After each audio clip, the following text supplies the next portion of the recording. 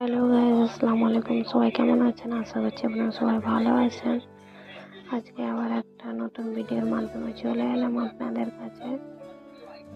আমি দেখাচ্ছি अधूरी कहानी जो न हो सकी पूरी, मिट्टी सी खुशबू हवाओं में उड़ी, सपनों के जहां में हम खो गए, दिल के फसाने राहों में रह गए।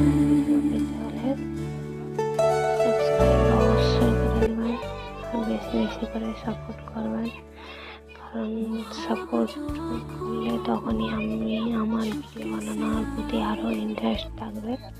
আরও নিত্য নতুন ভিডিও পেতে হলে সাবস্ক্রাইব অবশ্যই করবেন, বেশি বেশি করে সাপোর্ট করবেন। আল্লাহ।